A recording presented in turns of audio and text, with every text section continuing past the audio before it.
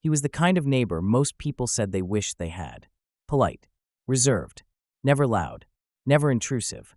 He always kept to himself, mowing his lawn on Saturdays, carrying groceries inside without a word, and waving occasionally to the kids on the block. His house was the second one on the left, a modest single story tucked behind a weeping maple. Neighbors figured he was just a private man, maybe lonely, maybe grieving, maybe just quiet by nature. But what nobody knew was that inside that home, buried beneath layers of carefully curated normalcy, lay a secret that would rattle an entire town. The first sign that something was off didn't come from screams or sirens. It wasn't dramatic. It was quiet, just like him. A missing dog. It sounds ridiculous, but that's where it started. One morning in mid-September, Marlene Hargrove from across the street noticed her Jack Russell Terrier hadn't returned home. She'd let him out the night before, and he always came back, always. But not this time. She searched the neighborhood, asked around, even filed a report. No one had seen a thing. People shrugged it off. Coyotes, maybe. He'll turn up, they said. He didn't. 2 weeks later, it was someone's cat. Then another pet. Eventually, parents started walking their children to the bus stop. Not because they suspected a person, but because something felt wrong. The quiet on Rosevale Drive had shifted. Subtly. Uncomfortably. Then came the smell. It started faint. Most people assumed it was the old sewer line that ran under the block. But by the second week of October, the odor had become unavoidable. Some said it was coming from behind the Maple House, from the man with no friends, no visitors, and no noise. No one had seen him much lately, but his porch light was always on. Always. Finally, after a complaint was made to the city about the stench, 2 officers arrived to perform what should have been a routine welfare check. What they found inside was nothing short of horrifying, not just because of what had happened, but because of how normal everything still appeared.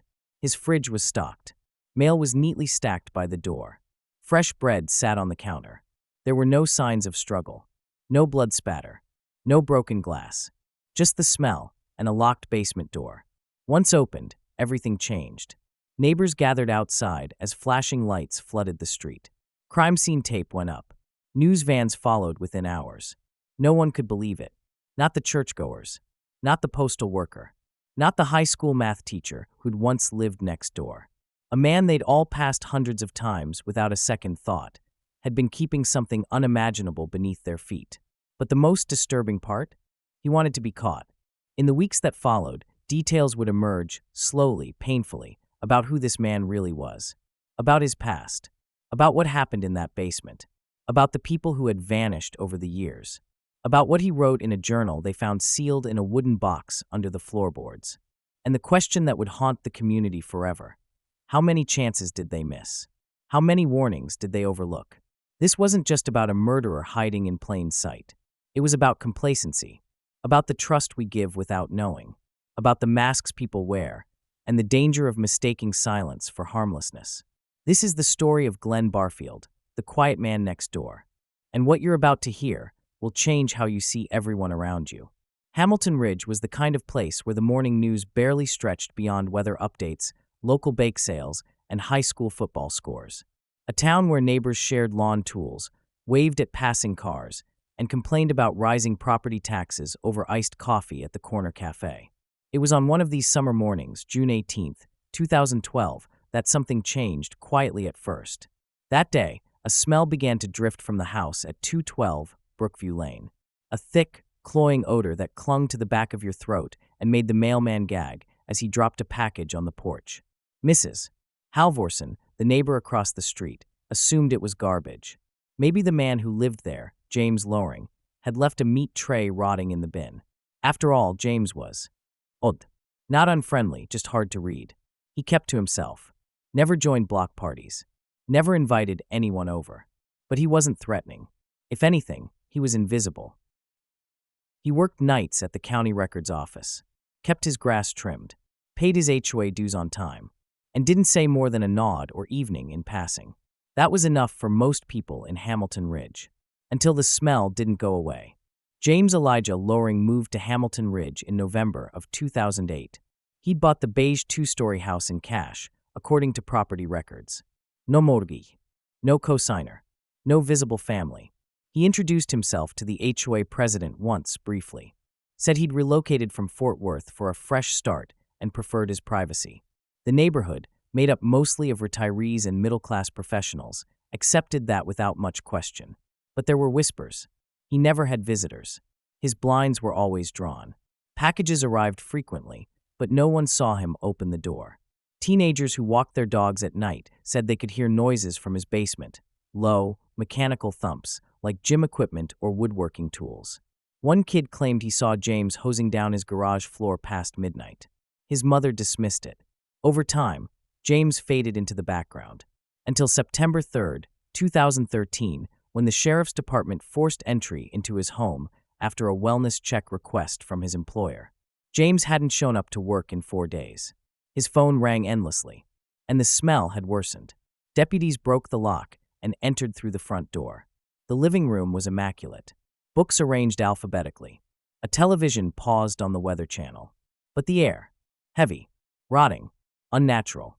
Downstairs in the basement, beneath layers of noise-proof padding and industrial shelving, they found what the news would later call a house of records no one wanted kept. The deputies expected a dead raccoon, maybe spoiled meat. Nothing prepared them for what they found. Behind a locked steel door, they found a soundproofed room lined with metallic shelving. Freezers, filing cabinets, medical supplies, labeled Ziploc bags. Each bag held something that didn't belong in a suburban home. Hair, fingernails, bits of clothing, burned ID cards, photos. But that wasn't all. There were boxes labeled by date, and each date corresponded to a missing persons report across 3 counties. One of the cabinets held over 24 personal effects: necklaces, wallets, watches, even a child's sock. In the center of the room was a stainless steel operating table, cleaned but worn from use. It wasn't just a workshop. It was a museum of the forgotten, a ledger of the gone. James Loring wasn't missing.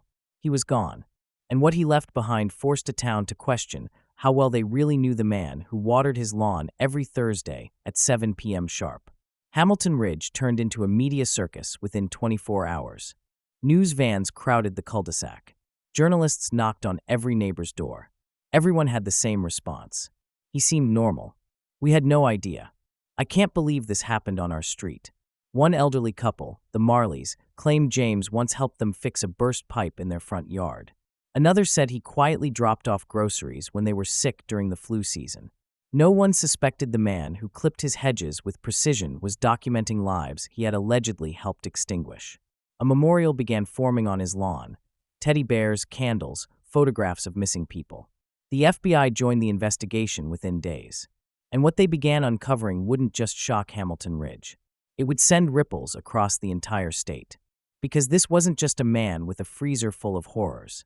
This was someone who had slipped through every crack in the system for nearly a decade. And his story was only beginning to be understood. If someone like James Loring could live undetected in a quiet neighborhood like this for years, how many others are hiding in plain sight? What would you do if the house next door was suddenly declared a crime scene? Let me know in the comments. As we close this chapter, remember, sometimes the most haunting crimes are those that hit closest to home. Thank you for watching, and don't forget to like and subscribe for more crime stories.